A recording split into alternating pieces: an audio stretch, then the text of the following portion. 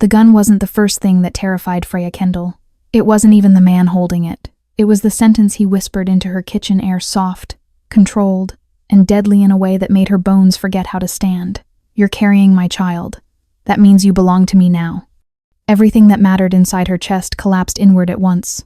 The plastic pregnancy test in her hand trembled, still warm from her grip. 2 lines, faint but undeniable, glowed up at her like prophecy. She hadn't even had 20 minutes to absorb what that meant before danger filled her doorway like a storm. Zhang Yichen, the masked stranger from the embassy gala, the man whose touch had stolen her breath 6 weeks ago, the man whose world she should never have brushed against. He stepped farther into her apartment without waiting for permission, as if the rain clinging to his coat had shoved him inside, as if fate itself had pushed him across her threshold. He closed the door behind him with the quiet finality of a verdict. Freya's pulse stuttered violently. The pregnancy test slipped in her fingers. Nothing about this moment felt real. "Zhang, how did you even find me?" she whispered, because any louder and she feared her voice would break entirely. His eyes drifted to the test in her hand, and something dark and ancient tightened behind them. Something territorial, something primal, something dangerous enough to reshape the air. "I always find what's mine," he said. The room shrank around her. He wasn't raising his voice. He didn't need to. Power radiated from him the way heat radiates from fire. Quiet, steady, inevitable. He placed a black leather folder on her kitchen counter, and when it opened, her world opened with it. Photographs spilled out. Not of him, of her, leaving the hospital after a night shift, laughing with co-workers outside the 24-hour noodle shop, buying plantain from the corner vendor who always slipped her extra pieces, standing at her bus stop on a Tuesday morning she thought nobody had noticed. But it wasn't the photos themselves that made her breath crack. It was the red circles, dozens of them, drawn around strangers lurking in the background, men she had never seen, faces angled toward her like hunters watching prey. The threat she'd not known existed suddenly had shape and teeth. Freya staggered backward until her spine hit the counter. Why? Why were they watching me? Zhang stepped closer until she could smell the cold rain on his collar, the sandalwood threaded through his skin, the metallic edge of danger that clung to him like a second scent. "Because you carry my heir," he said. "And in my world that makes you leverage." The words were knives. Clean, precise, unavoidable. Freya's throat tightened. "I don't belong to you. You do now." His answer came without hesitation, without apology, without a single break in his voice. His hand hovered near her, not touching, not forcing, just there. And somehow, that was worse. It meant he believed he didn't need to touch her to control the room. "This is insane," she said, pushing the words through her shaking breath. "We had one night, one mistake, it wasn't a mistake." His voice dropped lower, more dangerous, more intimate. "Tell yourself that if it helps you sleep," he murmured. "But don't lie to me." Her heart slammed against her ribs. He reached into his coat, pulled out a phone, tapped the screen once. Calm, efficient, chilling. "Your visa is extended," he said. "Your employer is compensated. Your mother will receive a deposit tomorrow morning. Enough for your brother's school fees and then some." Her stomach lurched. "You researched my family?" "I researched everything." The way he said it made the air turn sharp and thin. This wasn't a fling that had spiraled into a complication. This wasn't a man reacting to surprise news. This was a predator who had planned, positioned, and acted before she even realized she was being hunted. "You're moving into my penthouse," he continued. "Immediately." "No." Her voice came out strained, more breath than sound. "You can't just decide. I'm not deciding for you." His eyes locked on hers, unblinking. "I'm keeping you alive." The photos on the counter burned behind her. The red circles pulsed like warnings. Every shadow in the apartment suddenly felt too open, too exposed, too vulnerable. "Why would anyone want to hurt me?" she whispered. "Because hurting you hurts me." His jaw tightened, the dragon ink curling up his throat, shifting as he swallowed. "And because killing my unborn child would destroy the future my enemies want to control." The world tilted, her knees weakened. Zhang moved closer, not touching, not demanding, just stepping into her collapsing space with a presence that felt like a shield and a threat all at once. "You can fear me," he said softly. "You can hate me." His hand finally reached her cheek, a slow, devastating brush that made her breath stutter. "But you will not walk into death carrying my blood." Her body locked in place, her thoughts flooded with white noise. Her pulse beat like a warning drum. And in that kitchen, in that breath, in that charged silence, Freya realized something terrifying. She wasn't just pregnant, she was claimed, and the man claiming her wasn't asking. He was taking. The leather folder closed like a judge's gavel, and the kitchen filled with a new gravity. Freya tasted metal at the back of her throat. Fear braided with an odd animal clarity. When someone dismantled your choices with facts and bank transfers, there was no point in arguing with the arithmetic of power. Zhang Yichen moved with quiet efficiency, and efficiency left no room for theatrics. He set the phone on the counter and tapped the screen. The glow painted his knuckles silver. Her employer's name flashed. A transfer confirmation pulsed. He slid a tiny white card toward her Visa sponsorship, registered, emergency contacts preloaded, a single number with no name, only a red dot that would summon him. "You think gifts will buy me?" she whispered. "They are not gifts," he corrected. "They are constructs, tools, means." His eyes were unreadable, iron under silk. "I am giving you time." She held the test between her fingers like contraband. Time. In his world, his definition meant mitigation and control, enough hours to trace betrayal trails, enough daylight to reshuffle alliances. It did not mean consent. Freya wanted the language of rescue, not possession. In her head, she catalogued the life she had built. A tiny apartment with a chipped sink, a night shift rotation at the hospital, Sunday calls home, a wooden elephant tucked in a drawer. None of it had been spectacular, but it had been hers. Now the map had been redrawn by someone whose ink never smudged. "Who would want me dead?" she asked, already knowing the answer would not be simple. "People who measure future in advantage," Zhang said. "People who hold grudges longer than they hold breaths. People who look at a child like a currency and decide to trade lives to keep score." His voice sharpened. "They will use you as leverage. They will use you to punish me. I do not let that happen." His words were an immovable logic. He explained the perimeter he'd established in clipped, efficient sentences, a security detail that rotated in shifts, biometric locks on doors, background sweeps of every person who'd been near her life in the last year. He had traced her days like a cartographer, tracing coastlines, routes, timings, habits. Each thread he pulled tightened a net she had not seen. When he spoke of the photographs, his hand brushed a page with an intimacy that made her skin prickle. "I didn't take them because I wanted to control you," he said, and the admission landed like a paradox. "I took them because I needed to know what I was protecting." There was tenderness nested in that sentence, ugly, possessive, and oddly protective. She resented the tenderness as if it were a theft. "You could have told me," she said. "You could have come clean." "And tell you what? That your life is suddenly a battleground?" He shrugged with a dangerous softness. "Would you have believed me? Would you have gone willingly to a man you barely knew and let him redraw your life around a child you had not planned to carry?" She swallowed. She would not have. For a moment she considered the absurdity of bargaining with a dragon. But bargaining is human. She had done it for years with rent collectors, with shift supervisors, with teachers who smiled when she called home. Survival is negotiation. "You don't owe me anything," she told him. "Not this. Not rescue that feels like a claim." He watched her with patience and a predator's attention. "I don't owe you mercy," he admitted. "I owe you safety. I choose to provide it, not for your gratitude, but because the alternative is unacceptable." She pictured the alternative in details. A whisper of instructions in a dark corridor, a slammed door, the visceral absence of a small wooden figure tucked into ash. That image made her hand close around the test until the plastic bit her skin. He told her about the fire with a flatness that made her stomach drop. Someone had visited her apartment at dawn and ensured there was nothing left. "A message," he said. "They needed you to know the cost of running. They needed you to understand there was no ordinary escape." "How do you know it was them?" she asked, voice small. "Because only someone with access to both my intelligence and your location could coordinate that."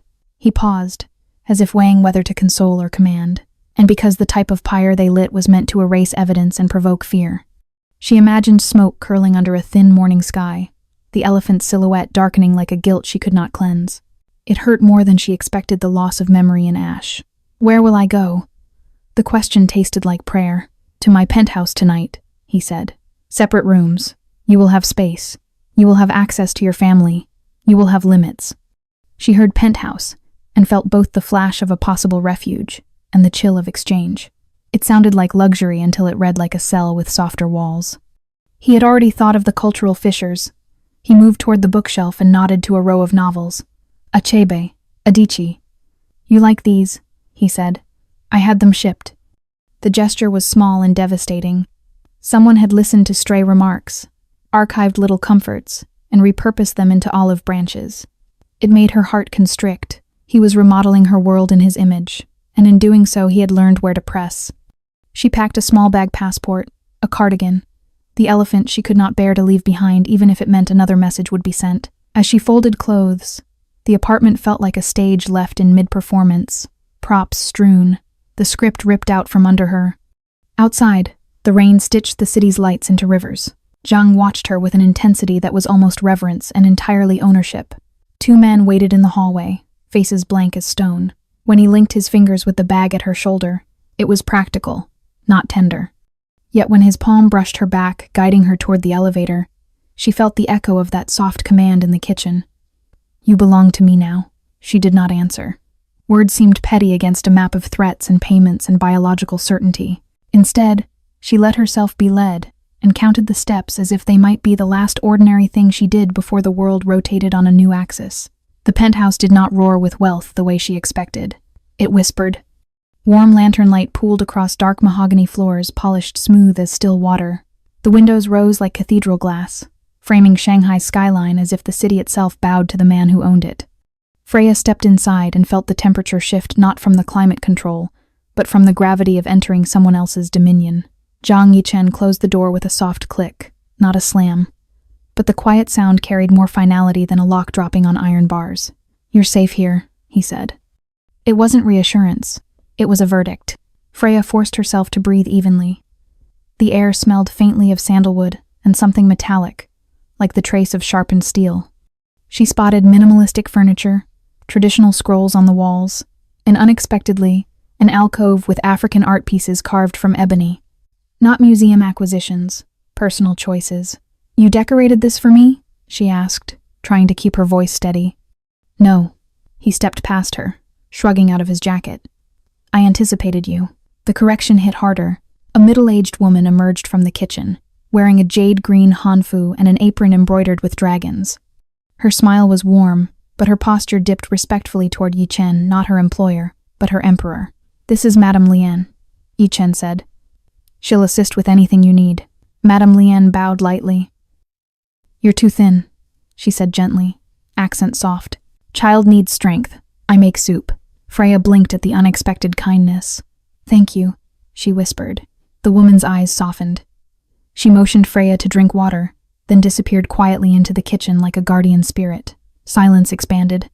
Freya set her small bag on a side table, but before she could take another step, Yichen moved not fast, but with a precision that froze the air. He stood in front of her, not touching, but close enough that the heat from his body brushed her skin in delicate, devastating waves. You hesitated at the elevator, he said. Freya stiffened. I didn't. You did. For 1.3 seconds. He said it like a scientist, noting blood pressure. Her pulse spiked. You were watching me that closely? I watch everything that concerns me. His gaze drifted to her stomach, a barely there curve, still invisible beneath her shirt. Yet he saw it as if it were crowned in gold. Especially now. She swallowed hard. I don't belong to you. His eyes lifted to hers, dark, consuming, merciless. Maybe not by choice, he murmured, but by consequence. The words weren't loud, but they settled in her chest like a verdict she didn't know how to appeal. He stepped around her, giving space she hadn't expected. Your room is there. Mine is across the hall. If you need anything, call. If there's danger, yell. If you feel unwell, I'll survive, she muttered. He paused, turning slightly. I don't want you to survive, he said. I want you alive. There was a difference. And it unsettled her. Her room was breathtaking. Soft golden lights, silk bedding, a bookshelf with African and Chinese literature interwoven like a bridge. She touched the spine of a book, half of a yellow sundae. Her breath wavered. You keep giving me things I never asked for, she said. Safety is not something people ask for, he replied from the doorway. It's something they lose. Her heart twisted not with affection, but with the uncomfortable knowledge that he wasn't wrong.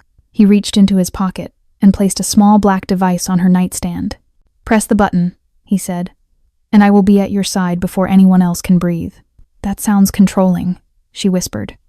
It sounds accurate. She hated how calm he was, how certain, how the room felt smaller with him inside it, not because he crowded her, but because his presence rearranged the atmosphere like a storm front.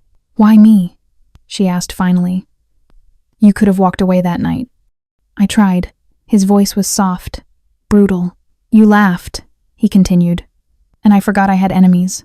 Something inside her shifted confusion, anger, a flicker of unwanted heat. She stepped back. Stop doing that. Doing what? Making this sound like fate. It isn't fate, he said. It's consequence. She hated the clarity in his tone, hated the truth in it, hated that some part of her, the part that had leaned into his warmth that night. Masked and breathless, remembered exactly how his hands felt. Madame Liane knocked softly and entered with a steaming bowl. Eat, she said, setting it gently on the small table. Strength is needed for what's ahead. What exactly is ahead? Freya asked. Madame Liane looked at Yichen not for permission, but in warning. You haven't told her yet. If we, Freya's stomach tightened. Told me what? Yichen's eyes sharpened. You are not the only one being watched, he said. Your pregnancy wasn't the only secret they discovered. Her pulse spiked. What do you mean? I had an informant, he replied. Inside my circle. Someone who knew your schedule, your habits. Her blood ran cold. The fire, the photos, the precise timing. Who? She whispered. He answered with a calmness that was colder than fear itself. Someone I trusted. And someone who has already sold your life for a price. The room tilted. Outside, thunder rolled across the skyline. Inside, Zhang Yichen's voice sealed the next turn of her fate.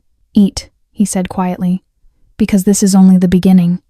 Freya tried to swallow a spoonful of Madame Liane's broth, but the flavor dissolved on her tongue without reaching her awareness. The words "someone has already sold your life" echoed through her mind, like a cold wind slipping under a locked door. Yichen leaned against the wall near her window, arms folded, posture deceptively relaxed. But everything about him was alert, coiled power wrapped in silk.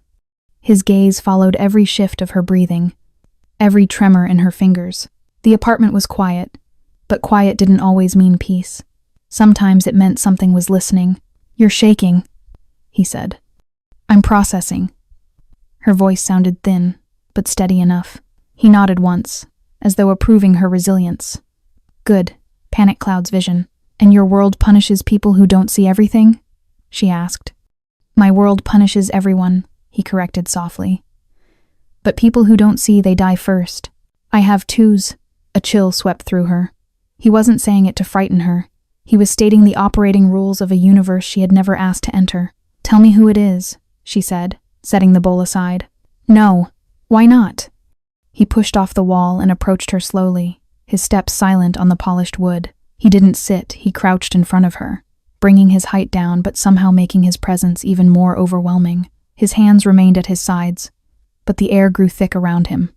Because if I give you a name now, he said, you'll spend every moment imagining the worst.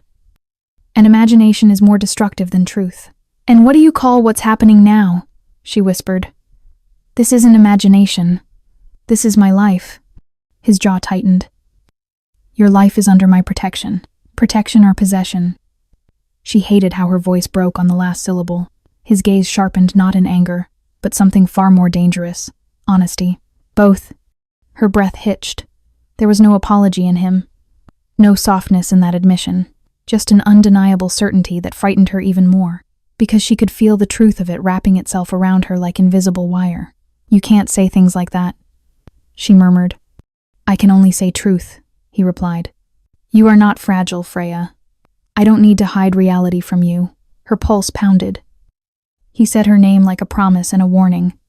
Your traitor, he continued, standing slowly, is someone close enough to know the codes to this building. Someone who knew your apartment was empty the hour they burned it down. Someone who understood how to avoid detection. In foresight, someone you trusted, she said quietly. His expression darkened. Yes, and they want me dead. No. He turned toward the window, staring out at the glittering skyline. They want leverage. To break me. Killing you now would be wasteful. But cornering you, scaring you, that is efficient. The room felt smaller, the air thicker. Why me? She whispered. Why am I worth anything in this? He turned back to her. His eyes were dark and unyielding. Because you carry my heir. Her breath stuttered. Because my enemies understand one truth, he continued. Loyal men can be replaced. Money can be recovered. Power can be rebuilt. But a child. His gaze flicked to her stomach. A child ties a man to vulnerability. You make it sound like I ruined you, she said. You made me human, he replied. That is far more dangerous. Something inside her twisted, not desire, not affection. Something deeper, frightening, a recognition. You're not human, she said. Not in the way I'm used to. He approached her again. Slowly this time, cautiously, as though he were afraid she might break. I am, he said quietly. Just not in ways you understand yet. She swallowed, her throat tight. What do you feel right now? His eyes softened barely, but enough to make her heart stutter. I feel the shape of the danger surrounding you, he murmured. I feel the lines that need cutting and the threats that need silencing. I feel the weight of your breath and the possibility of losing it. That's not emotion, she whispered. It is for me. Before she could respond, Madame Lian hurried back into the room, breath shallow. Yichen, she said in Mandarin, voice trembling. Security reports movement on the North Terrace. Freya felt the room tilt. Yichen's body shifted instantly. No longer a man but a blade. His hand flicked to the gun holstered beneath his jacket before his mind seemed to remember she was watching. He lowered his arms slowly. Someone followed us, Madame Lian said. No, Yichen replied. Someone was already here. Freya stood too fast, dizziness sweeping over her. Already? How? Through the inside, he said. Through the systems only trusted personnel have access to. Her heart hammered. The traitor wasn't some distant enemy. They were inside this building. Maybe even inside this floor. A shiver climbed her spine. Yichen stepped toward her, slow and deliberate. You're going to your room, he said. You will not open the door for anyone but me or Madame Lian. No, I want to know. You will stay alive, he said. That is what you will do. His hand brushed her shoulder, not a touch of comfort, but a mark of intent, of claim, of silent command. Lock the door, he said softly. And Freya, she looked up, his gaze burned. Do not be afraid of me, he murmured. Be afraid of what I become when someone threatens what's mine. She felt it the truth, the danger, the devastating pull of him. He turned away, his body already shifting into the quiet violence he commanded so fluently. And as the door closed behind her, the first fracture of trust hers, his, the traitor's, split the air like the opening shot of a war she never asked to fight.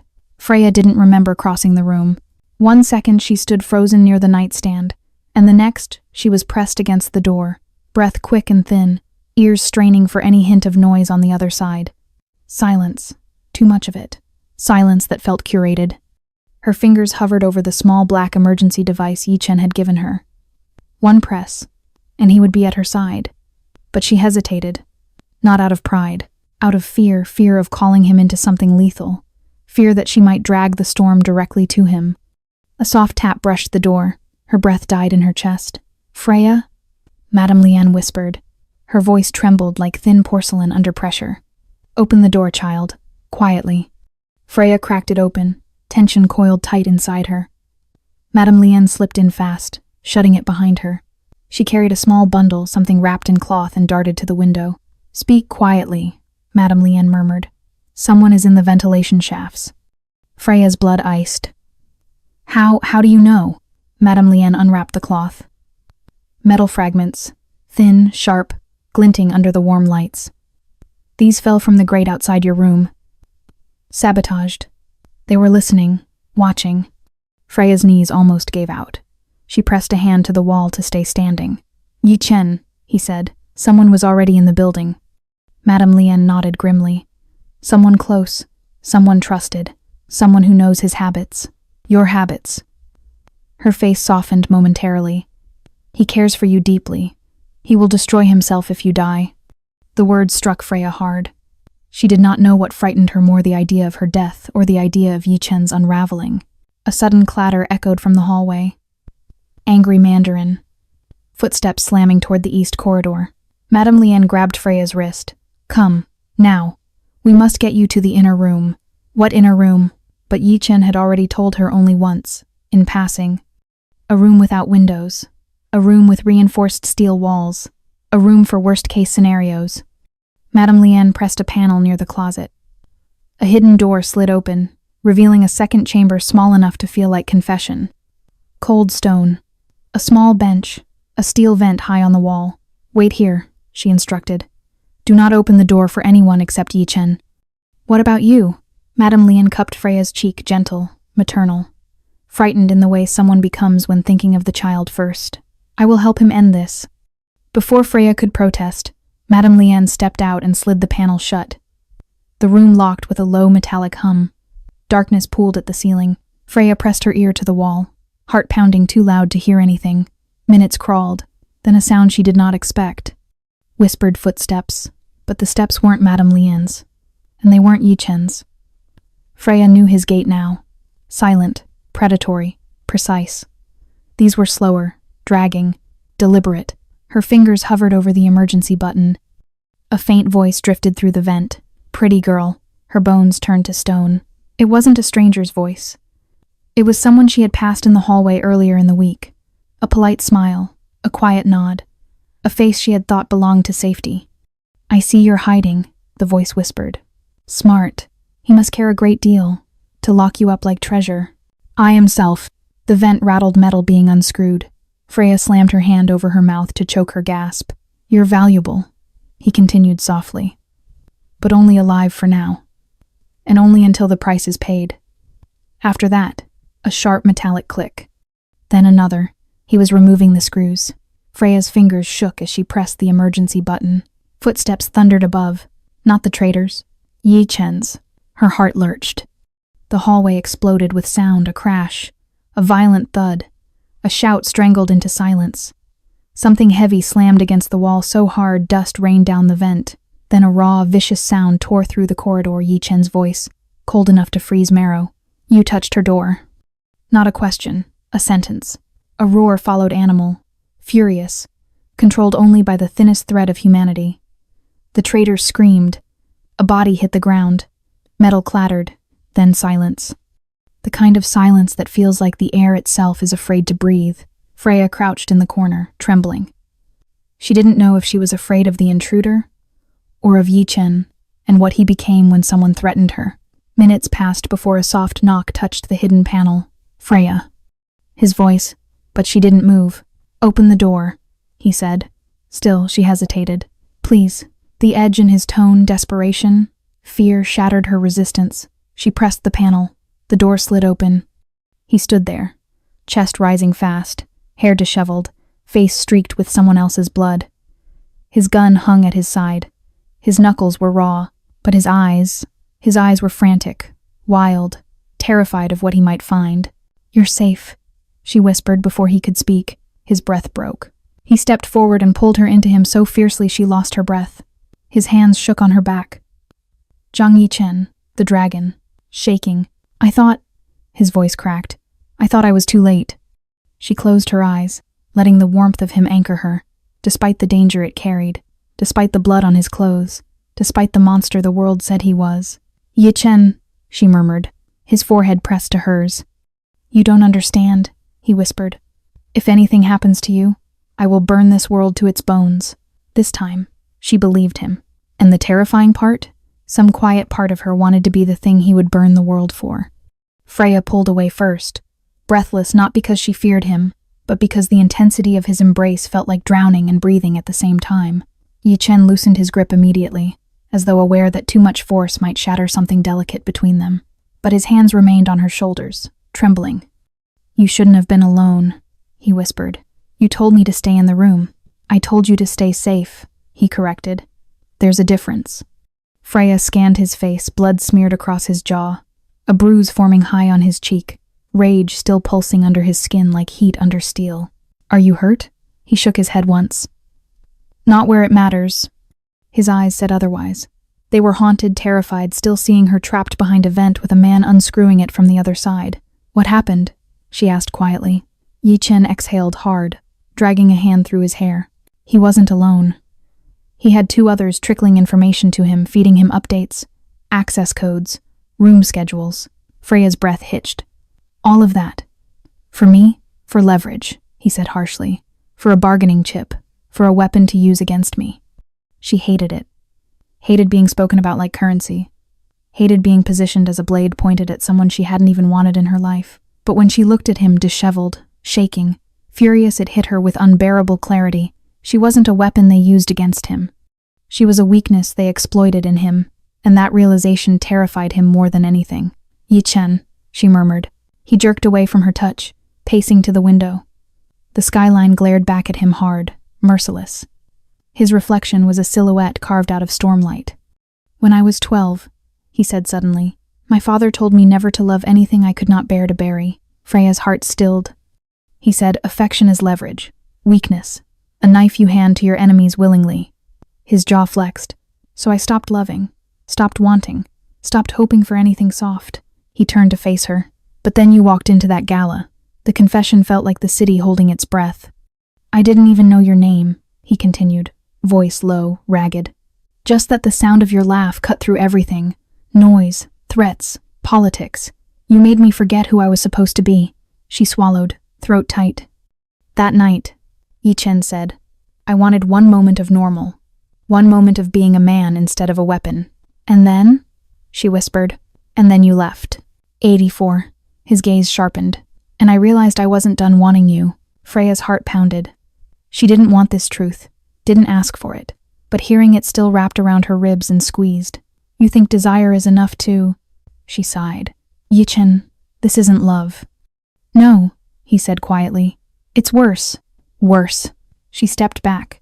But he followed slow, deliberate, like a storm pulling the tide inward. When I thought that man was opening the vent to hurt you, he said, I felt something break in me. Something old.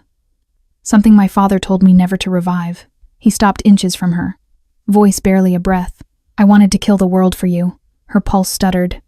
And when I pulled you out of that room, he continued, I realized something I should have never allowed myself to feel. He lifted a hand but froze before touching her cheek.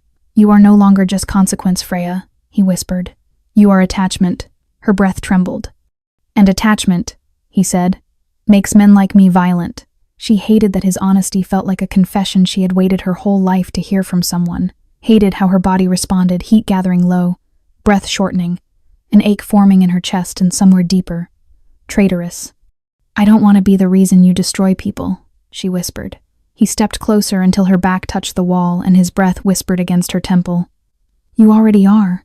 Her hands curled at her sides. This is why I shouldn't be here. This is why you can't leave, he countered softly. Not because I force you, not because you're carrying my child, but because they will hunt you until they carve their message into your bones. And you? She asked, voice shaking. What do you do? He leaned in, his lips hovering near her jaw, not touching, but close enough that her body arched instinctively. I erase anyone who thinks they can touch what's mine. Her breath hitched. I'm not. You are. His hand pressed to the wall beside her head, caging her gently. Not by tradition, not by vow, not even by your consent. His eyes softened dangerously, but by gravity. The pull between them crackled, undeniable. Then, a sharp knock rattled the door. Both froze. Yichen shifted instantly calm, composed, lethal again. The dragon reassembling himself. What is it? He called. Madame Lian's voice answered. They found something. On the intruder's phone. Freya's stomach clenched. What? Yichen demanded. A contract, Madame Lian said. Signed. Paid. Pending delivery. Freya's breath stilled. Yichen opened the door halfway. Delivery of what? Madame Lian held up a sheet of paper thin, wrinkled, stained with a thumbprint of blood. She didn't need to read Mandarin to understand the numbers, nor the photograph stapled in the corner, a surveillance image of her. Freya Kendall, age 27, pregnant, target. Her knees weakened. Yichen's voice turned to ice. Who bought the contract? Madame Lian met his gaze grimly. The woman you refused to marry. The room tilted, and Freya realized tonight hadn't been the attack. Tonight was the warning. Freya did not hear the rest of Madame Lian's sentence. She only saw the paper. Her photograph, grainy but unmistakable, stared back at her. A surveillance shot taken outside a pharmacy. Her eyes downcast. Her hoodie pulled tight. A hand placed unconsciously on her stomach, the smallest, most vulnerable act she had ever made. And now it was printed beside a number. A price. Her knees wobbled. The edges of her vision blurred into a soft, dizzy fog. Sit, Yichen commanded. But she couldn't move. Couldn't breathe. Couldn't understand how her life had become something criminals exchanged like currency. She bought this? Freya whispered. This contract? Madame Lian nodded grimly. Yes, she is furious, humiliated, obsessed, dangerous. Yichen unfolded the page, his expression detached but his breathing sharp, controlled only by force of will. It was approved 7 hours ago. Freya's heart dropped. While I was sleeping? Yes. So they could have... She swallowed. Someone could have killed me before I woke up. Yichen's jaw tightened. They tried. Freya's breath shattered. The vent. Yes. Madame Lian stepped closer, touching Freya's arm gently. Child, that man tonight was the second assassin. The first attempted entry through the building's stairwell but retreated when he saw my patrol. If you had gone to the bathroom when he expected. She paused. Yichen finished quietly. You would not be standing here. Silence pulled taut around them. Freya's fingers curled against her thigh. Why? Why does she want me dead so badly? Because she was promised something she never earned, Yichen said, and she believes you stole it. I don't even know her. That doesn't matter to her. His voice darkened. What matters is the narrative in her head, and in that narrative, you are the woman who ruined her future, embarrassed her father, and took what she believed was hers by birthright. Duende stayed. Freya's voice trembled. You? No. Power, he corrected. My surname, my position, the alliance she thought would crown her. And the baby? Her voice cracked. The child, he murmured, makes you untouchable politically. It gives you a place she could never claim, and she hates you for that most of all. The room felt too warm, too small. Freya pressed a hand to her stomach. I never asked for any of this, she whispered. I know. His voice softened, dangerously soft, the softness of a dragon lowering its wings. But now that it's here, I will not let you die because of it. She lifted her eyes to him, searching, almost pleading. And what will you do? He didn't blink. End it. That doesn't mean killing her, Freya said, stepping back. You can't. I can, and I will. The certainty in his tone froze her blood. Yichen, please, Freya whispered. Listen to yourself. I am listening. His voice was low, lethal. I am listening to the sound of a woman who will not survive another attack if I don't remove the threat. That's not your decision. It became my decision the moment they put your face on that paper. Freya shook her head. You can't decide who lives and who dies because of me. I already have.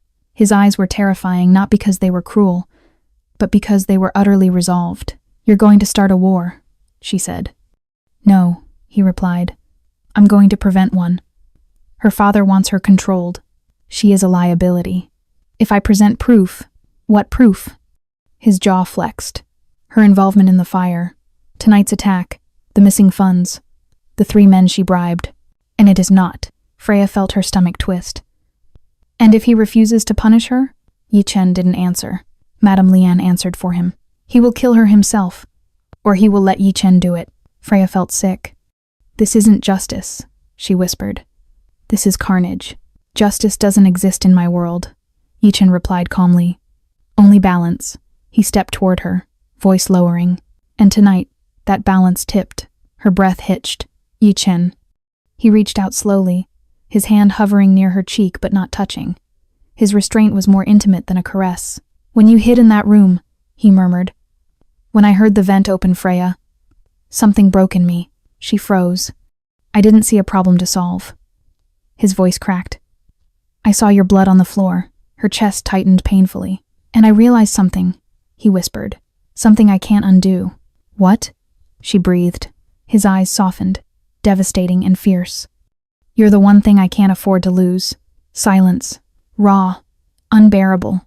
Then, a shrill alarm cut through the air. Madame Lian gasped. Another breach ground floor entrance. Yichen moved instantly, gun drawn, body a weapon. Get her inside the safe room, he commanded. No. Freya stepped forward. Yichen, what if? He grabbed her hands, pulling her close with terrifying gentleness. Listen to me, he whispered fiercely. This ends tonight. I will not let them put another fingerprint of fear on you. Her breath trembled against his. You told me not to be afraid of you, she whispered. And I meant it, he said. Be afraid of the ones who think they can take you, because I will destroy them. Is not. He kissed her forehead soft, aching, final. Then he pulled away, and Freya understood something. He wasn't going to meet danger. He was going to hunt it, and God help anyone standing in his way. Freya did not hear the rest of Madame Lien's sentence. She only saw the paper. Her photograph, grainy but unmistakable, stared back at her. A surveillance shot taken outside a pharmacy. Her eyes downcast, her hoodie pulled tight, a hand placed unconsciously on her stomach, the smallest, most vulnerable act she had ever made. And now it was printed beside a number, a price. Her knees wobbled. The edges of her vision blurred into a soft, dizzy fog. Sit, Yichen commanded, but she couldn't move, couldn't breathe, couldn't understand how her life had become something criminals exchanged like currency. She bought this? Freya whispered. This contract? Madame Lien nodded grimly. Yes, she is furious, humiliated, obsessed, dangerous. Yichen unfolded the page, his expression detached, but his breathing sharp, controlled only by force of will. It was approved 7 hours ago. Freya's heart dropped. While I was sleeping? Yes, so they could have. She swallowed. Someone could have killed me before I woke up. Yichen's jaw tightened. They tried. Freya's breath shattered. The vent.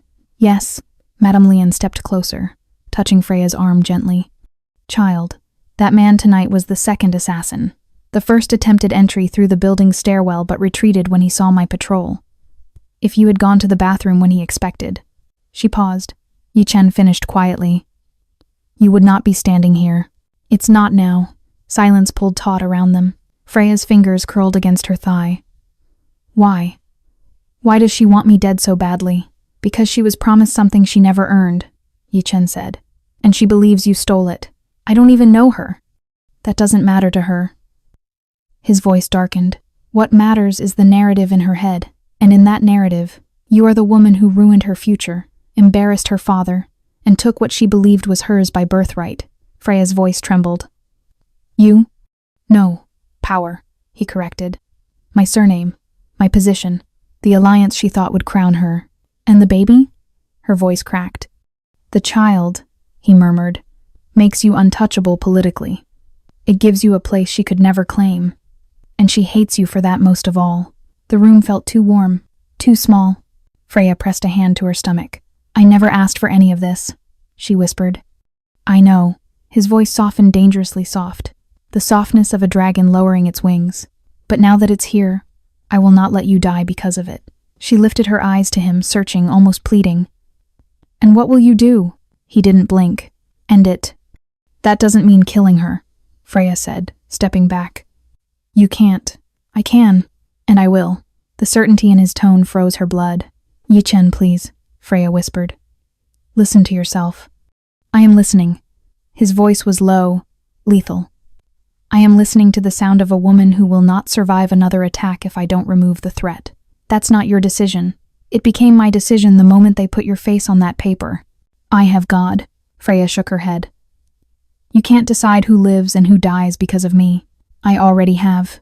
His eyes were terrifying not because they were cruel, but because they were utterly resolved. You're going to start a war, she said. No, he replied.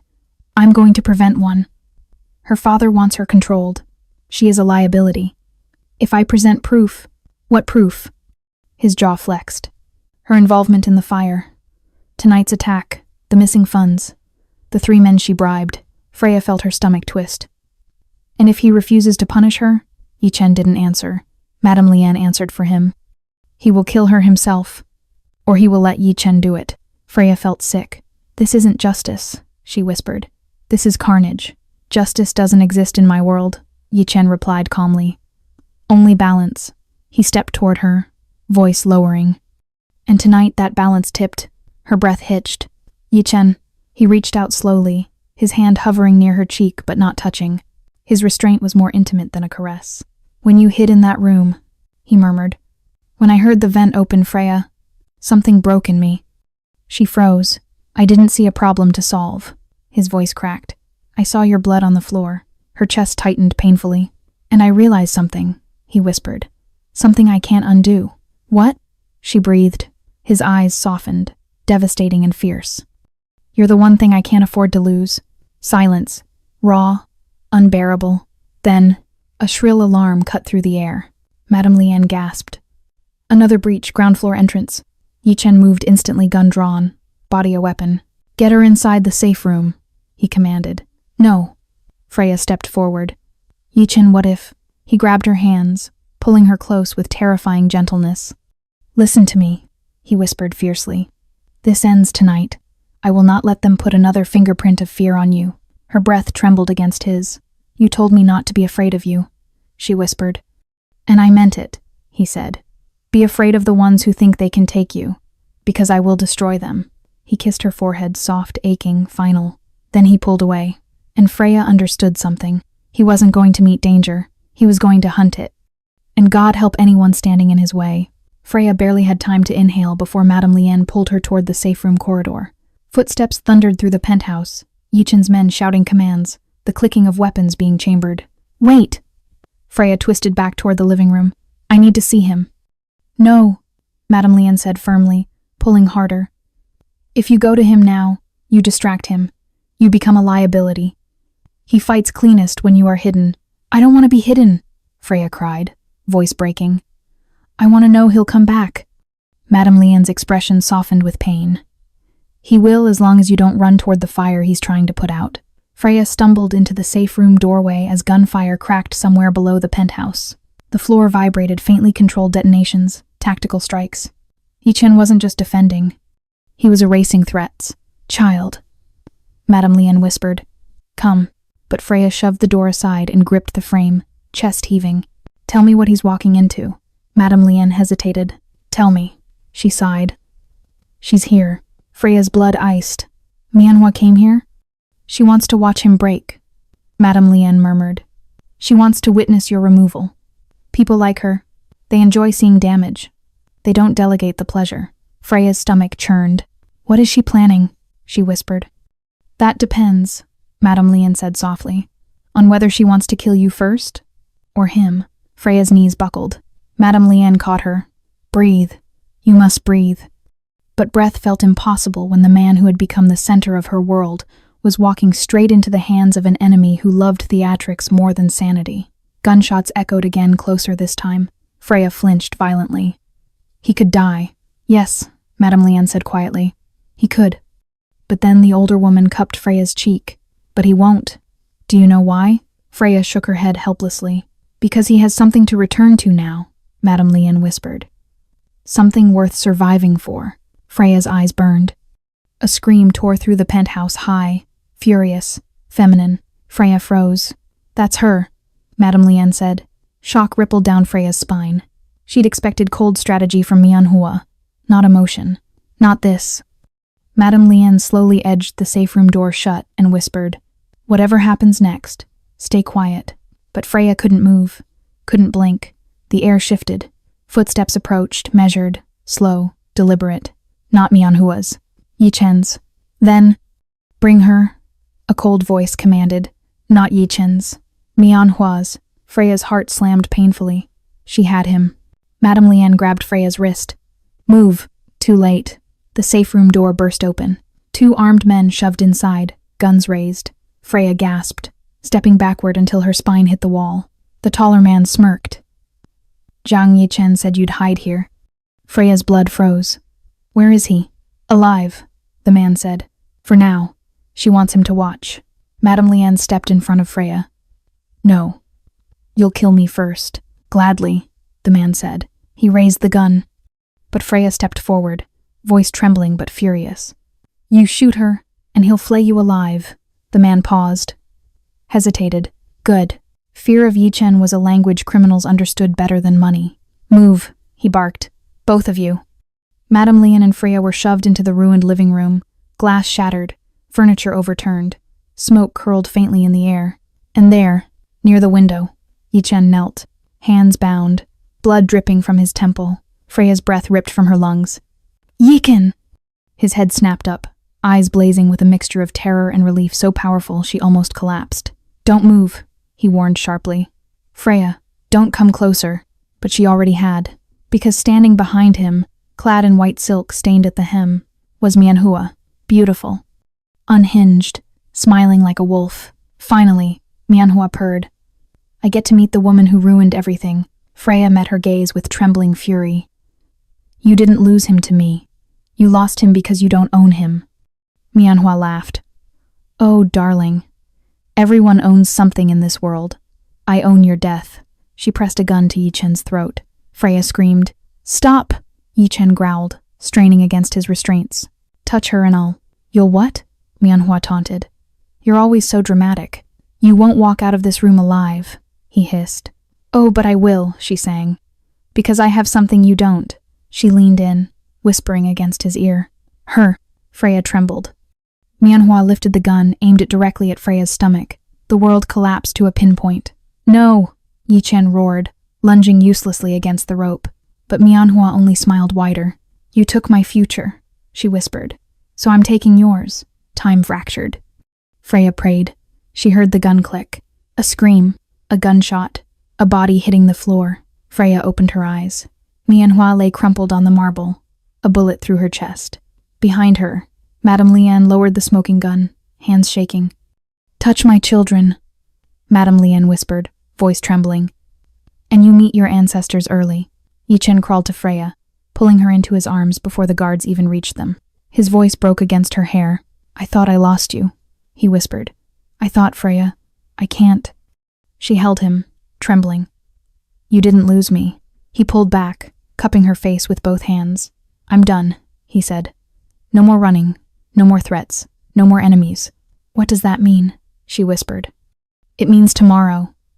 He kissed her forehead, reverent, broken, whole. We get married. Her breath caught. And after that? She whispered. After that, he murmured, hand resting on her stomach. We build a life worth killing for.